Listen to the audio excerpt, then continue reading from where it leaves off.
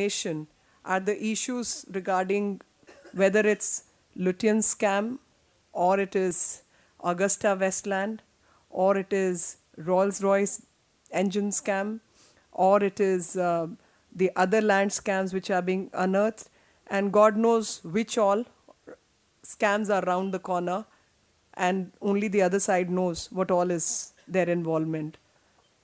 And to take away the light from these scams and these acts is what we witnessed yesterday, where a non-issue, an inconsequential instance of administrative implementation of law and order was blown out of proportion. And everyone knows, once the code of conduct comes into existence, the elections are announced. Not just one party, but every party, every leader is bound by the mandate and demands imposed on all of us by the Election Commission, and administration works directly under the Election Commission. And let me remind you that in 2004, Mr. Advani was stopped from making a speech post 10 o'clock because the time was 10 p.m. and he in a very dignified manner abided by the regulation and said whether the flight is delayed or whatever be the cause. Now that the mandate of the Election Commission has come and we need to abide, I will abide by whatever the law and order demands. And he went away without giving a particular speech beyond 10 p.m. Now this is law of the land. And if the so-called Aam Aadmis who believe that law is not to be observed but to be abused, and we have seen how they have abused the law and order in Delhi, and how we have seen the manner in which the functioning has happened. And yesterday's incident goes to show beyond doubt that far more deeper games are being played in this country. And the latest deals which have been unearthed from either within the country or outside the country, whether it's UK or it's Italy or it's Sweden, throughout we have seen that these scams are being unearthed due to the transparent mechanism and systems which work in those countries. And then the matters reach us, and by the time matters reach us, the functioning of our bureaucracy is directly under the same government, and the investigations are sabotaged more than investigations are conducted. And in this regard, I would like to say that this is basically a diversionary tactic practiced by the Congress party to take away the focus from the issues faced by the country, which can mean from the batteries which were required by the naval squad, whether it's the guns or it's the submarine. We have seen depletion of Indian power across, and it is in this context, if I have to go back and ask, that there was another revealing press conference which was done by one of their founder members called Mr. Ashwani Kumar Upadhyay, and he seems to be heading the legal wing of that party and has been with the party for more than 7 years. He gave a press statement yesterday suggesting that the CIA funding and several other things are involved in the functioning of Aam Aadmi Party, and he's no vote seeker but a patriot. And some 50 to 300 people, the core member team to other workers, are disillusioned with this aspect because they can fight against many issues, but when it comes to patriotism and it comes to nationality, they can't work against the country itself, and that is the content of the press release. To take away the light from this particular aspect, this has been done. And another, Admiral Ramdas, against whom also there are several details which are pending, and his daughter happens to head the South Asia network of the Ford Foundation, and several such, the entire family is busy with Aam Aadmi Party and is a worker. So a very, very direct connect and some documents. My question is that why has the government of India not found time to track these activities? and how have these activities been possible in this country, and how has a party which has recently enrolled, earlier they enrolled Binayak Sen, which is, I mean, a known Maoist. The legal luminary is a known separatist. The other gentleman happens to be Sabyasachi Panda, on whose head there is a bounty of 5 lakh. So this transparent party should in fact hand over that Sabyasachi Panda to the police and collect 5 lakh for their party fund. And under these circumstances, it is very, very evident that this is a latest goon squad hired by the Congress to not allow the real issues to come to the forefront and be faced by those issues. And repeatedly, it's been portrayed that they are law-abiding, normal citizen of the country, but whereas they want a special treatment as an income tax officer, if at all he worked as an income tax officer, it seems the gentleman actually got the perks of an income tax officer, was busy promoting his career. But had he worked on the ground, he would have known, because even these people are drafted for the election duties. So he would have known that when the Election Commission issues a notification, then that notification means the administration works directly under the Election Commission. And every police and every other authority has to report everything to the Election Commission. And if under the Election Commission you have to not only inform your movement, but you have to seek permission from the RO of that constituency. Without doing that, you're carrying a convoy of some 200 odd people, carrying the symbol of your party which you have taken, and it is not even a recognized national party. You go around doing your nautanki and you expect law not to take its course. And unfortunately, under these circumstances, first you cry foul by saying, I have been arrested. Then you say, I have been detained. Then SMSs are sent. And all this is happening in a very, very planned fashion. And the planning goes to the extent that as per the latest news which we have, some information has come that they are planning a protest with their own people outside their own office with some BJP flags. So this is the manner in which these saboteurs can function, a typical Maoist strategy. That you get people in police uniform to attack the villager, work around it, and similarly they are functioning, the urban Maoists. They are Maoists in muftis. And that is what the latest plan is, sending SMSs that we are likely to be attacked, and whereas our leaders have constantly maintained that please maintain peace, because this is exactly the plan, that be the agent provocateur, act and force us to act and create a ruckus. Now, under these circumstances, I think country needs to take a call whether we can stay as a country under a democratic constitutional setup, or we want India to be made into a Lebanon or Syria or whatever. And Qatar will be funding, some such corporates will be funding such movements. So I think high time India takes a call, and this is not just a question of BJP or election, but far deeper concerns which we all need to face as India as a country. अच्छा, कल जिस प्रकार का प्रदर्शन Bharatiya Janata party के दफ्तर के बाहर हुआ, वो प्रदर्शन कम और तोड़फोड़ ज़्यादा थी। और मुझे बड़े शर्म के साथ कहना पड़ता है कि एक ऐसे व्यक्ति ने उसको लीड किया था जो आप ही के परिवार से पहले निकले हैं, और दीवार फांद के दूसरे के घर में घुस जाना, मुझे नहीं लगता कि कोई जर्नलिस्ट इस तरीके की हरकतें करते हैं। साथ में दूसरी महिला, उनके खिलाफ जो सीडी स्टिंग ऑपरेशन, जो सबको आपको लगातार कार्रवाई करने का आदेश देते हैं और समझाते हैं कैसे स्टिंग करना चाहिए, उनके खुद के खिलाफ जब स्टिंग पड़ा है, उस पर आज तक क्या कार्रवाई हुई मुझे नहीं मालूम। और ऐसे में कुछ एक विषय हैं जो कि बहुत महत्वपूर्ण विषय हैं, और उसमें हमें समझना होगा कि ये एक गुंडा स्क्वाड कांग्रेस पार्टी ने लेटेस्ट तरीके से हायर किया है, जिसके द्वारा वो जो है अपने जो भ्रष्टाचार के किस्से हैं उनको छिपाने की और भ्रमित करने की कोशिश कर रहे हैं।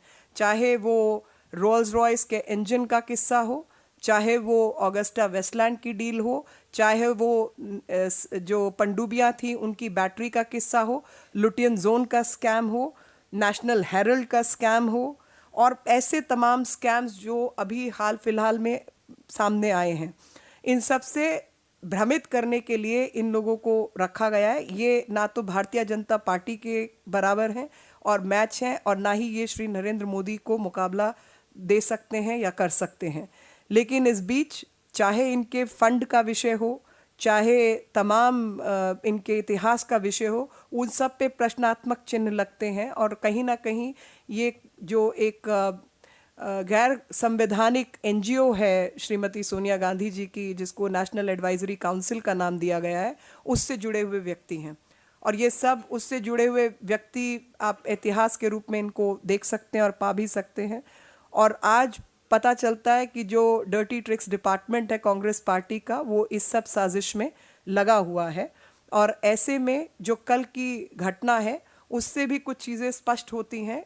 और अगर कोई व्यक्ति ये कहते हैं कि मैं रेवेन्यू सर्विस में रह चुका हूँ, तो इलेक्शन कमीशन पुलिस को, आईएएस को, तमाम लोगों को अपने ड्यूटीज़ में लगाता है। और अगर किसी ने बाकायदा डिपार्टमेंट में काम किया हो तो रेवेन्यू सर्विसेज वालों को भी मौका मिलता है इलेक्शन कमीशन के साथ काम करने का। इन्होंने अगर फोर्ड फाउंडेशन और इन तमाम चीज़ों का और जो पर्क्स मिलते हैं उनका फ़ायदा नहीं उठाया होता, तो इनको बेहतरीन तौर पे पता होता कि इलेक्शन कमीशन की कार्यप्रणाली क्या है और किस तरीके से काम किया जाता है।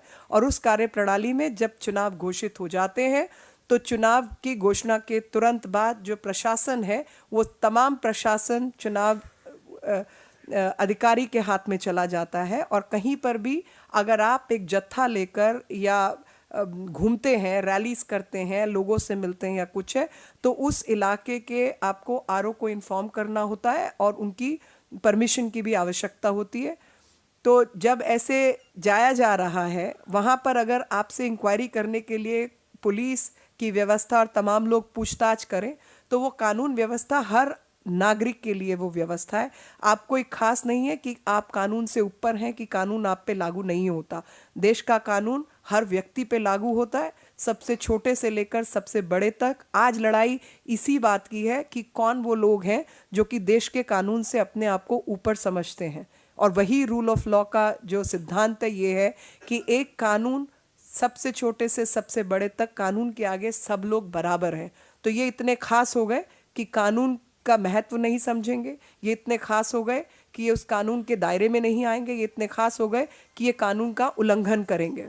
और उल्लंघन करने के बाद कोई इनसे पूछताछ भी नहीं करेगा कि आपने उल्लंघन क्या किया। दो विषय समझ आते हैं कि या तो इन्हें कानून की वाकई जानकारी नहीं थी, और जो समय ये कहते हैं कि ये रेवेन्यू सर्विस में काम करते थे, सिवाय इन्होंने अपने निजी स्वार्थ को बढ़ाने के अलावा वो समय कार्य नहीं किया। या दूसरा ये कि इस समय का जानबूझकर दुरुपयोग किया और इसको उचित मौका समझकर इसकी मीडिया कवरेज के तहत इसको खबर बनाई जाए, ऐसे जानबूझ के किया गया। दोनों में से कोई एक पक्षी तथ्य होगा। और साथ ही सब लोगों को एक प्लान तरीके से एसएमएस डाला जाता है। और उसी सिलसिले में जो विषय आज देश के सामने हैं वो पनडुब्बी दुर्घटना से लेके अगस्ता वेस्टलैंड और जो लोग जिनके नाम सामने आए, रोल्स रॉयस का इंजन जो हवाई जहाज़ के खरीदारी में हुआ उसमें बेईमानी हुई, और लुटियन स्कैम के नाम से जो ज़मीन गई वो एक और बड़ा जो है स्कैम घोटाला निकला है। ऐसे ही नेशनल हेरल्ड का घोटाला निकला है। अब पता नहीं और कौन कौन से घोटाले आसपास घूम रहे हैं जिसकी जानकारी हमें नहीं है, मगर उन लोगों को ज़रूर मालूम होगा कि कहाँ कहाँ क्या क्या घोटाले किए हैं। तो देश की जनता का ध्यान उन सब चीज़ों से हटाया जाए और किस तरीके से एक बेतुकी खबर को खबर बनाया जाए, ये इन लोगों का आज काम रह गया है।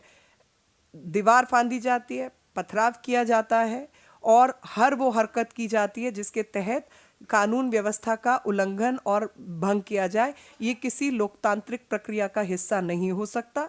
और हमारे अध्यक्ष जी ने और आज और तमाम लोगों ने भी ये बात कही है कि भारतीय जनता पार्टी किसी भी विरोध या इसके पक्ष में नहीं है, क्योंकि ये खुद ही उजागर हो रहा है कि कितनी बड़ी साजिश इस देश पे चल रही है। और वो साजिश जो है वो केवल भारतीय जनता पार्टी को टारगेट नहीं कर रही मगर पूरे देश को टारगेट कर रही है। वापस हिंदुस्तान को एक इस तरीके से एक उद्यमी देश ना बनाने की बजाय सीरिया या लेबनान बनाने की कोशिश है, जिसके तहत ये सब कुछ किया जा रहा है। और वहीं कहीं ना कहीं सोचने और समझने का विषय है। और ये कल की जो प्रक्रिया है उससे स्पष्ट हो जाता है कि किस तरीके से काम किया गया। कल इनके एक पूर्व जो कोर मेंबर थे, सदस्य थे, जिनका नाम श्री अश्विनी उपाध्याय है, वो इनकी कानूनी जो इनकी संस्था जो इनकी कमेटी है उसमें भी वो अध्यक्षता करते रहे हैं। उन्होंने कल एक प्रेस कॉन्फ्रेंस की और बताया कि सीआईए से बहुत गहरे संबंध हैं इस पार्टी के, और उसको लेकर प्रेस कॉन्फ्रेंस की। तो कहीं ना कहीं मुद्दा जो है इनकी फंडिंग से लेकर एडमिरल रामदास, उनका परिवार जिसमें उनकी बेटी फोर्ड फाउंडेशन साउथ एशिया की हेड है, वो सब विषय बनने थे। उस विषय को भ्रमित करने के लिए ये सब जो कल शाम में रात में हुआ है वो कर्म किया गया। तो इन्हीं शब्दों के साथ आपका धन्यवाद। कोई प्रश्न हो तो पूछिए। पहले ये एक मिनट ये पूछ जी।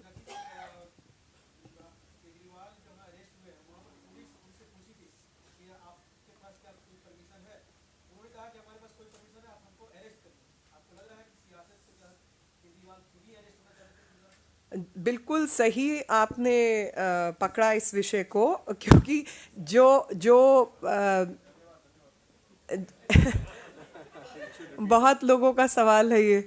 देखिए, खुद ही जो व्यक्ति कहे कि जब पुलिस कहे कि आपके पास परमिशन है, तो वो व्यक्ति ये कहने की बजाय कि भाई साहब मुझे मालूम नहीं था अब कोई परमिशन की ज़रूरत होती है, या मैंने परमिशन नहीं ली लेकिन अब आपसे परमिशन लेना चाहता हूँ, इसकी बजाय वो कहे कि नहीं है परमिशन और तुम अरेस्ट करो।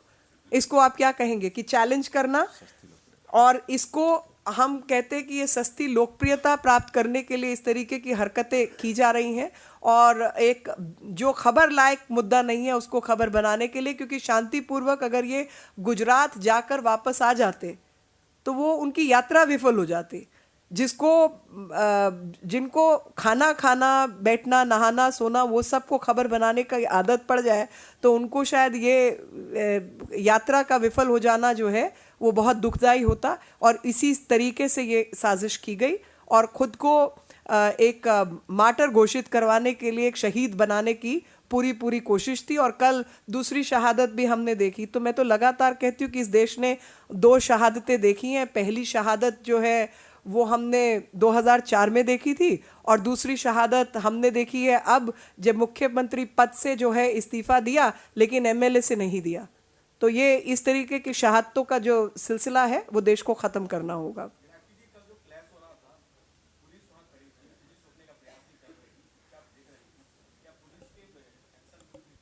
नहीं, हम तो लगातार कह ही रहे हैं कि जहाँ तक पुलिस का विषय है, पुलिस पूरी तरीके से तहकीकात करे। लेकिन आज पुलिस क्योंकि इलेक्शन कमीशन के निर्देश पर काम कर रही है, तो आज हम अपना जो वक्तव्य है वो इलेक्शन कमीशन को दे के आए हैं, प्रूफ के तौर पर सीडीज भी दे के आए हैं। और इलेक्शन कमीशन की तरफ से, चुनाव आयोग की तरफ से कोई इस पे ज़रूर टिप्पणी आएगी, उसका इंतज़ार है। ये कांग्रेस द्वारा प्रयोजित था, और ये आप इसमें से इसके ऊपर फोकस ना रख के कांग्रेस पर फोकस रखें तो बेहतर होगा। क्योंकि ना तो ये प्रदर्शन था, बट एक प्रयोजित कार्यक्रम के तहत ये सब हुआ।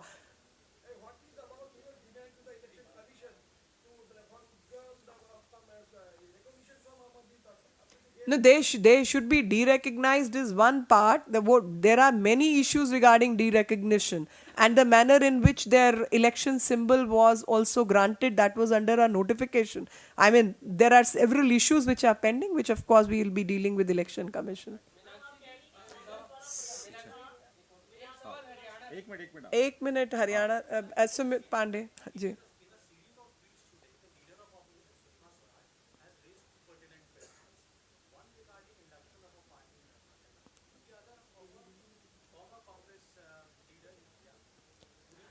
No, no. The parties, parties yet to decide on those issues.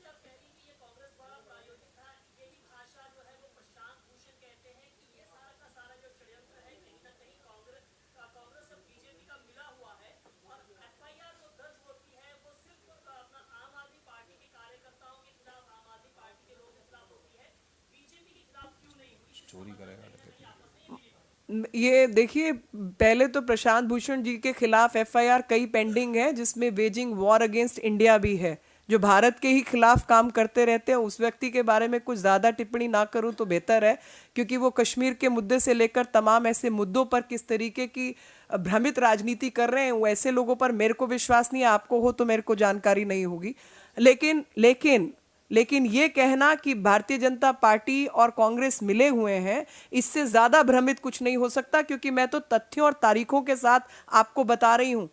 तथ्य ये है कि 20 तारीख को श्रीमती सुनंदा पुष्कर की डेथ रिपोर्ट आती है, पोस्टमार्टम रिपोर्ट, जिसमें कहा जाता है कि जहर द्वारा मृत्यु हुई। तो वहां पे सिलसिला चलना चाहिए था स्पेक्यूलेशन का, कि खुद खाया, किसी ने खिलाया, दवाई का ओवरडोज था, आईएसआई का इन्वॉल्वमेंट था, आईपीएल का कुछ और था, बहुत दुखी थी। उस तरीके की राजनीति चलनी चाहिए थी और वो बहस होनी चाहिए। तो जब 20 तारीख को वो आता है तो यहाँ पर हो जाता है धरना। अगला आता है 26 के पहले, जब आपकी सारी जितनी यहाँ पर सेना बल है वो सब खड़े हैं, आप 26 मना रहे हैं, तो दूसरी माओवादी राजनीति शुरू हो जाती है। जिस दिन जो है जो प्रश्न उठने चाहिए थे, वो उठना चाहिए था कि तेलंगाना में जो राज्य सरकार है और केंद्र सरकार है उनके बीच में मतभेद है। कांग्रेस अपने घर को इकट्ठा नहीं रख पाई, क्योंकि लगातार आप इस तरीके की बातें बीजेपी के बारे में लिखते हैं ना, कि एक नेता ने ये कहा, दूसरे ने ये कहा। यहाँ तो राज्य सरकार और केंद्र सरकार ही साथ नहीं है। तो उस दिन होता है धरना। तीसरा दिन ऑगस्टा वेस्टलैंड की चिट्ठी निकलती है इटली के अंदर, इटालियन कोर्ट के माफिक और प्रेस में। उस दिन होता है श्री अरुण जेटली जी के घर के बाहर धरना। चौथा, यहाँ पे अश्विनी जो है, अश्विनी उपाध्याय का निकलता है। और दूसरा, जिस तरीके से प्लानिंग चलती है कि उधर इलेक्शन अनाउंस होता है और यहाँ पे ये होता है, और होता है भारतीय जनता पार्टी के दफ्तर के बाहर धरना। मैं तो तथ्य के साथ बता सकती हूँ। मैं इस तरीके की रेटरिक में जो आपके सेपरेटिस्ट नेता हैं विश्वास नहीं रखती। मैं तथ्य लेकर बैठती हूँ और उससे बात करती हूँ।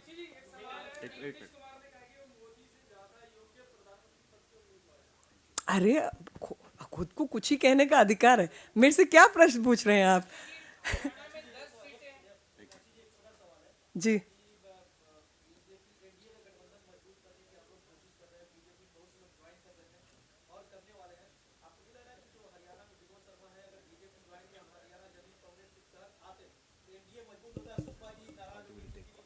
विल टेक अ कॉल जी। ये तो प्रश्न, ये तो हम पार्टी निर्णय लेगी। ये तो कोई निर्णय अभी हुए नहीं, कुछ नहीं हुए, पहले ही स्पेकुलेशन चल रही है। जी, एक मिनट, आपका हो गया। जी जी जी, आपका हो गया। जी, अनामिका अनामिका अनामिका अनामिका, एक मिनट आते हैं अंदर। 2 मिनट रुकिए प्लीज। अनामिका जी जी जी, ये तो सिर्फ सीमा से अधिक नहीं, उन्होंने कुछ सांप्रदायिक शब्दों का इस्तेमाल किया, सांप्रदायिकता को आधार बनाकर राजनीति की, सीमा से अधिक खर्च किया। और उसके अलावा 6 करोड़ तो खाली रेडियो एडवर्टाइजिंग पे पैसा खर्च हुआ है। वो तो बहुत सारे विषय हैं। और इनकी फंडिंग जो है वो सबसे अधिक जो है शक के दायरे में है। और उसमें ही मैंने तमाम नाम गिनवाए हैं।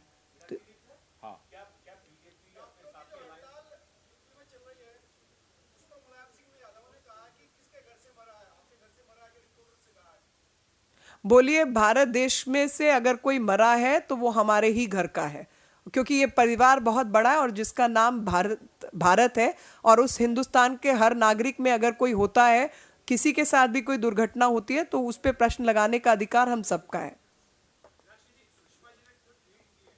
मैं आपको रविंद्र जी बोल चुकी हूँ।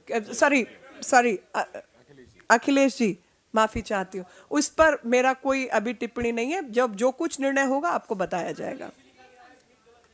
नहीं नहीं, अरे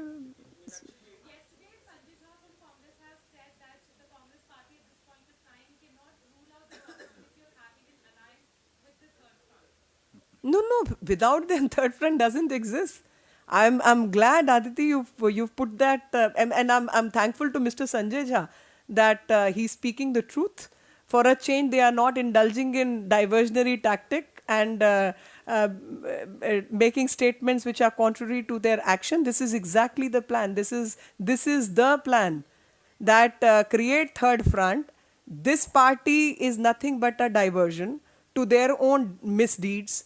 And it is in this context they are hoping against hope. Let there be a third front which gets support of the Congress party so that all these scams can be buried. हाँ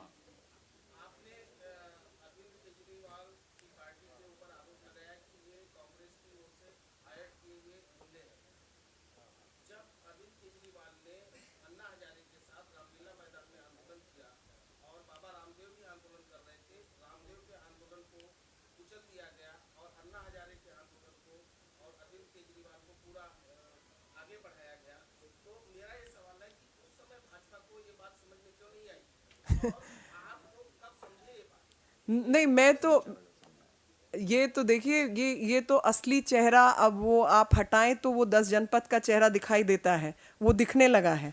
और कहीं ना कहीं जो मैंने पहले ही शुरू में कहा कि एक गैर संवैधानिक एनजीओ है जिसका नाम नेशनल एडवाइजरी काउंसिल है, ये सब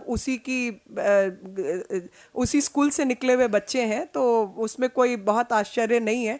लेकिन जहाँ तक जो विषय आपने बताया, अगर थोड़ा सा मैं इसमें अधिक समय लूँगी, अगर आप उसकी पिछली प्रक्रिया में जाएंगे तो आपको जो मैं कह रही हूँ वो बात ठीक लगेगी। और जो मैंने एक टीवी चैनल को उस पर इंटरव्यू भी दिया था और वो अभी भी यूट्यूब पे मौजूद है। उस समय बहुत लोगों ने मेरे को उस पर तिरस्कारा था, लेकिन वो 3 महीने के अंदर एक एक बात उसमें सच हुई थी। और उसमें यही बोला था मैंने कि भाई आप इन लोगों को पहचानिए, ये कौन लोग हैं। और 2011 में अप्रैल में सबसे पहले काला धन का विषय जो है वो गोविंदाचार्य जी ने उठाया। 2009 में वो विषय LK आडवाणी जी भी उठा चुके थे। 26 का ये हादसा है। 29 या 30 को आडवाणी जी ने वापस इस पे प्रेस कॉन्फ्रेंस की, जो कि बहुत अच्छी प्रेस कॉन्फ्रेंस थी, सब जगह उस मामले को कवरेज मिली। ये भारतीय जनता पार्टी का मुद्दा बना कि भ्रष्टाचार, काला धन, साथ ही जो मूल्य वृद्धि है जिसके रहते पूरा देश जो है लचर व्यवस्था की तरफ जा रहा है। हमारे महिला मोर्चा और युवा मोर्चा ने लगातार पदयात्राओं से लेकर तमाम काम किया, पूरे देश भर में माहौल बनाया। अक्टूबर के महीने तक उसमें जो है योगी जी वो जुड़ गए, बाबा रामदेव, और जब वो काला धन लाओ देश बचाओ के नारे लगने लगे और जीपें उनकी घूमने लगी तो माहौल बन गया। दिसंबर तक ये लोग जो साइड में बैठे थे, ये सबसे बेहतर मौका है। और आप देखिए कि काला धन वापस लाओ, जो कि आपकी जीडीपी से भी अधिक है उसकी मात्रा, को भ्रष्टाचार के विरुद्ध मूवमेंट में तब्दील किया गया। और जब उसको भ्रष्टाचार के विरुद्ध मूवमेंट में तब्दील किया गया, जाहिर सी बात है कोई भी व्यक्ति जो काला धन की उपज ही भ्रष्टाचार के कारण है, वो भ्रष्टाचार के खिलाफ नहीं हो सकता। ऐसा नहीं हो सकता कि मैं काले धन के को वापस लाने के पक्ष में हूं, लेकिन भ्रष्टाचार से मेरा कोई मैंने मन नहीं मोया, मेरे को भ्रष्टाचार ठीक लगता। तो जाहिर सी बात है कि हम भ्रष्टाचार के भी खिलाफ हैं। तो जब ये मूवमेंट चला इंडिया अगेंस्ट करप्शन, तब तय हुआ कि भाई हमें इसमें कोई भगवाधारी नहीं चाहिए, बल्कि सफेद पोश चाहिए। तो अन्ना जी को लाया गया और पूरे मूवमेंट को, जो कि काला धन के विरोध में था, जो पूरा मूवमेंट फिर भ्रष्टाचार के विरोध में तब्दील हुआ, उसको मात्र जन लोकपाल पे लाके खड़ा कर दिया। और कुछ ही महीने के अंतराल में, 2 या 3 महीने के अंतराल में, उसको जन लोकपाल से हटाकर इंडिया अगेंस्ट करप्शन पे जो जो पैसा इकट्ठा हुआ था उसकी रसीदें एक एनजीओ द्वारा काटी गई थी, जो कि अरविंद केजरीवाल जी की एनजीओ है। और उसको लेके मसला चला और नई पार्टी का जन्म हुआ।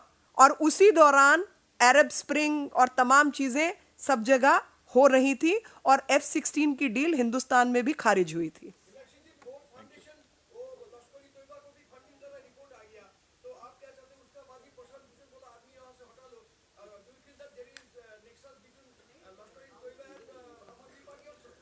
Sir, I am trying to say that when you talk about various aspects, all I'm saying is these details need to be gone into.